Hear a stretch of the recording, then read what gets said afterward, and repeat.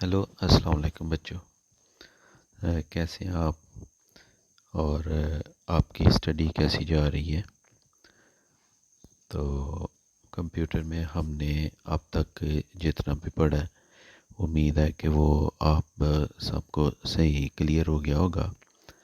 اگر آپ کو اس میں سے پھر بھی کوئی ایسا ہے جس کی آپ کو سمجھ نہیں آئی تو آپ ایسے کریں، جب آپ بک پہ ریڈنگ کر رہے ہوتے ہیں تو جس چیز کی آپ کو سمجھ نہیں آ رہی آپ اس کو جو ہے وہ لیڈ پینسل ہوتی ہے نا، اس سے آپ مارک کر دیں، تو پھر انشاءاللہ یہ عید کے بعد جب آپ کی روٹین میں کلاسز شروع ہوتی ہیں تو پھر میں جو ہے نا آپ کو جس نے جدھر سے مارک کیا ہوگا نا وہ دوبارہ سے میں آپ کو نا ایکسپلین کر دوں گا، کیونکہ اس طرح ہو سکتا ہے آپ کو کوئی چیز بیچ میں سے مشکل لگتی ہو جس کی سمجھ نہ آتی ہو، تو انشاءاللہ پھر جو ہے نا وہ کلاسز آپ کی روٹین میں شروع ہوتی ہیں، آپ انشاءاللہ تعالیٰ اسکول آنا شروع کرتے ہیں تو پھر میں جو ہے نا آپ کو وہ دوبارہ سے نا رپیٹ کر دوں گا اس کا۔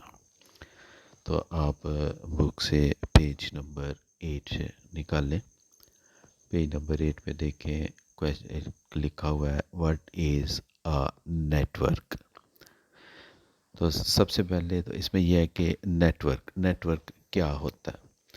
تو اس سے یہ نیٹ ورک ایک نیٹ سے مراد ایک جو ہوتا ہے، جس طرح آپ ایک جالا ہوتا ہے، جال سا ہوتا ہے، اس کو نیٹ کہتے ہیں۔ ٹھیک ہے، آپ نے دیکھا ہے فٹ بال کا نیٹ، اس طرح مختلف قسم کے نیٹ وغیرہ آتے ہیں نا، تو وہ اس کو ہم جو ہے نا نیٹ اصل میں وہ ایک جال سا ہوتا ہے۔ اور ورک کام، یعنی کہ وہ ورک جو ایک جال کی طرح کام کرتا ہے۔ اصل میں اس سے مراد یہ ہے کہ یہ جو ورلڈ ہے ہمارا گلوب ہے، اس کے ارد گرد نیٹ جو ہے نا وہ پورا ایک ایسے لپٹا گیا ہے، اور ان پورے ہر ایک جو ہے نا حصے میں نیٹ جو ہے نا وہ کام کر رہا ہے، تو اس لیے اس کو کہتے ہیں ہم نیٹ ورک۔ چلیں اب بک پہ اس کی ہم ریڈنگ کرتے ہیں تو آپ کو صحیح اس میں جو ہے نا وہ سارا یہ کلیئر ہوتا جائے گا۔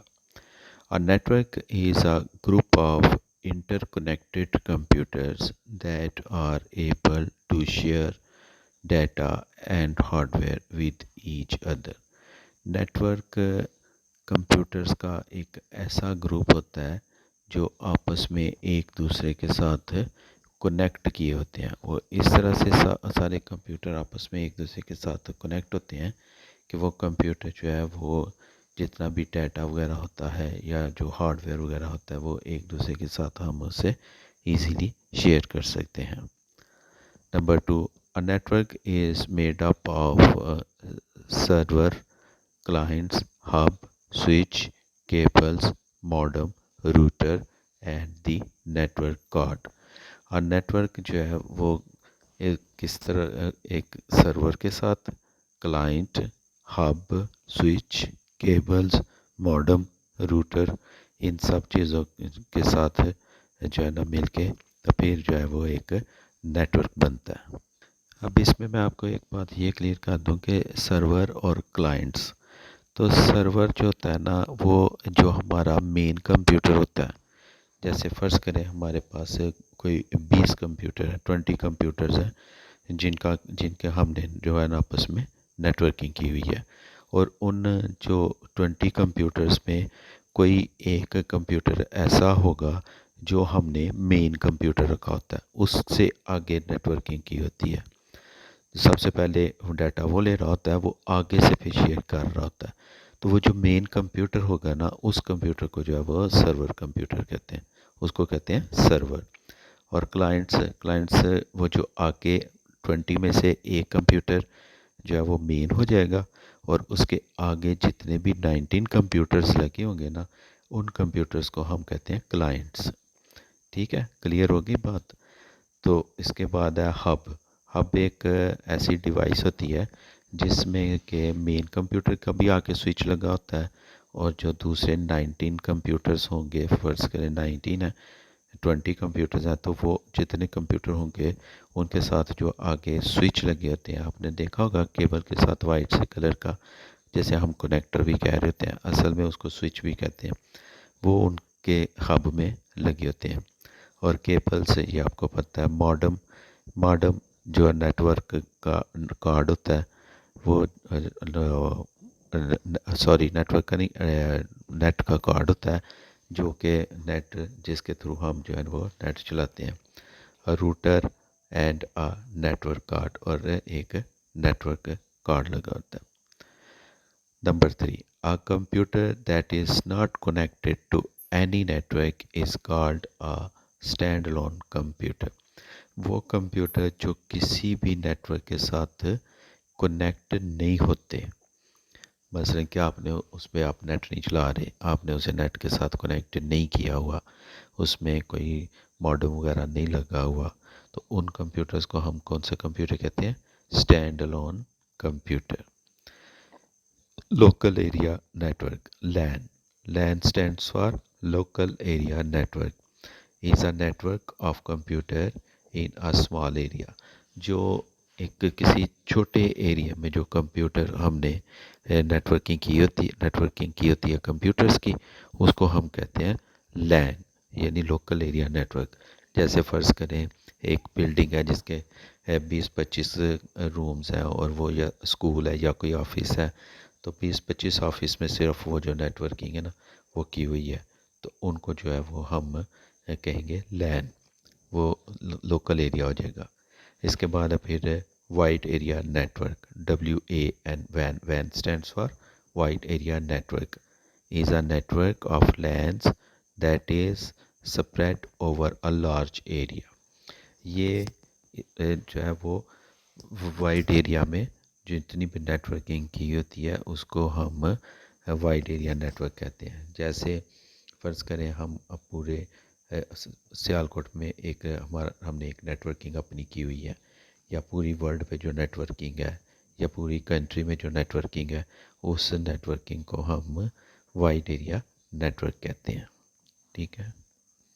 اس کے بعد آپ آ جائیں پیج نمبر 9 پہ. تو پیج نمبر 9 پہ دیکھیں لکھا ہوا ہے how to create a presentation. تو یہ جب میں نے آپ کو پہلے ہی بتایا تھا، جب ہم آفس انسٹال کرتے ہیں نا تو اس میں ایک سافٹ ویئر ہوتا ہے پاور پوائنٹ. تو یہ پاور پوائنٹ میں جو ہے نا ہم اپنی جو ہے نا وہ پریزنٹیشنز وغیرہ بناتے ہیں. اس میں بڑی بڑی جو کمپنیز وغیرہ ہوتی ہیں، جو فرمز ہوتی ہیں، جو اپنی پروڈکٹ جو ہے انہوں نے کی ہوتی ہے، بناتے ہیں کوئی بھی نئی پروڈکٹ، تو پھر وہ اس کی جو ہے نا وہ پریزنٹیشنز وغیرہ دیتے ہیں. تو یہ جو ہے نا یہ آپ جب اسکول آتے ہیں، کیونکہ یہ اسٹیپ بائی اسٹیپ جب آپ کمپیوٹر پہ کریں گے نا اس کو پریکٹیکلی، پھر آپ کو زیادہ صحیح سمجھ آئے گی. تو جب آپ کا اسکول ان شاء اللہ تعالیٰ آتے ہیں تو پھر میں آپ کو پریکٹیکلی یہ جو ہے نا وہ بتا دوں گا اس کے بارے میں. اس کے بعد آپ آ جائیں پیج نمبر 11 پہ. پیج نمبر 11 ہے یونٹ نمبر 2. یونٹ نمبر 2 ہے ہمارا کمپیوٹر جنریشنز. کمپیوٹر جنریشن سے مراد یہ ہے کہ جب سب سے پہلے کمپیوٹر بنا تھا تو اس میں جو ہے نا وہ کیا کیا کون سی ڈیوائس استعمال ہوئی، پھر اس کے بعد جو آیا، پھر اس کے بعد پھر اس طرح ہوتے تھے کمپیوٹر جو ہے نا وہ. اب جو ہمارے اس وقت جو لیٹسٹ بالکل آ رہی ہے نا، وہ پاکستان میں بھی ابھی 5th جنریشن شروع ہو گئی ہے، لیکن ابھی اس طرح سے نہیں جس طرح سے نا وہ ڈیولپ کنٹریز میں 5th جنریشن ہے. پاکستان میں جو ہے نا وہ اس وقت ابھی کمپیوٹر کی 4th جنریشن چل رہی ہے، لیکن جو ہے نا وہ 5th جنریشن بھی اب جلدی ہی جو ہے نا وہ پاکستان میں بھی شروع ہو جائے گی، کیونکہ ابھی کافی زیادہ جو ہے نا یہاں پہ 5th جنریشن پہ کام جو ہے وہ ہو گیا ہوا ہے. اب سب سے پہلے جو آپ نے پچھلی بک 4 میں پڑھا، اس میں آپ نے کیلکولیٹنگ ڈیوائسز کے بارے میں سارا پڑھا ہے. اس میں بھی بک میں جو فرسٹ چیپٹر تھا اس میں ایک تھوڑا سا آپ کو وہ ریویو دکھا ہوا آپ نے دیکھا ہے. اس کے بعد اس بک میں جو ہے وہ ماڈرن کمپیوٹر جو ہے نا وہ پھر کس طرح سے وہ بننے شروع ہوئے، کیسے ایک کے بعد دوسرا کمپیوٹر جو ہے وہ آتا گیا. پھر یہ ہے کہ نیچے اب دیکھیں لکھا ہوا ہے each generation was an update of the previous one. The input and output devices process and memory units decreased in size over time, thus making devices faster, smarter and powerful. यानी कि हर generation में जो है ना वो पिछली generation से updates होके तो वो चीज़ें आती गई. जब इनपुट डिवाइसेस आई, आउटपुट डिवाइसेस आई, फिर वो जो प्रोसेसर्स वगैरह थे, मेमोरीज वगैरह, तो वो जो है वो फिर साइज़ में भी ये कंप्यूटर पहले बहुत बड़े होते थे, फिर आहिस्ता आहिस्ता छोटे भी होते गए, तेज़ भी होते गए और पावरफुल भी होते गए और जो है वो चीपर भी जो है वो कंप्यूटर होते गए. पेज नंबर 12 पे तो ऊपर लिखा हुआ है first generation. The first generation of computer were used between the years 1942 to 1955. First generation जो कंप्यूटर थे ये 1942 से लेके तो 1955 तक ये कंप्यूटर रहे थे. यानी 1942 से फर्स्ट जनरेशन शुरू हुई थी और इसका एंड हुआ था 1955 पे. These computers were very large and took up a lot of space. ये कंप्यूटर जो थे ये बहुत बड़े कंप्यूटर थे और इन्होंने ये जो है ना वो बहुत ज़्यादा जो है वो जगह भी घेरते थे. जिस तरह आप अब कंप्यूटर वगैरह इस्तेमाल कर रहे हैं, छोटे छोटे से कंप्यूटर, ये उस तरह के कंप्यूटर नहीं थे. तो ये मैंने आपको पहले ही बताया कि एक कंप्यूटर जो था वो 55 उसकी लेंथ थी, 55 फीट लेंथ थी और तकरीबन 8 या 10 फीट उसकी हाइट थी. अब आप देख लें कि वो कितना बड़ा कंप्यूटर होगा. इसी पेज में देखें नीचे ENIAC लिखा हुआ है, वो देखें ज़रा, चेक करें कितना बड़ा कंप्यूटर है. The main components of first generation computer were glass tubes called vacuum tubes. में जो इसकी जो मेन कंपोनेंट था ना फर्स्ट जनरेशन का, वो एक ग्लास ट्यूब से बनी हुई थी, ग्लास की शीशे की ट्यूब बनी हुई थी और उस ट्यूब को हम कहते थे वैक्यूम ट्यूब्स.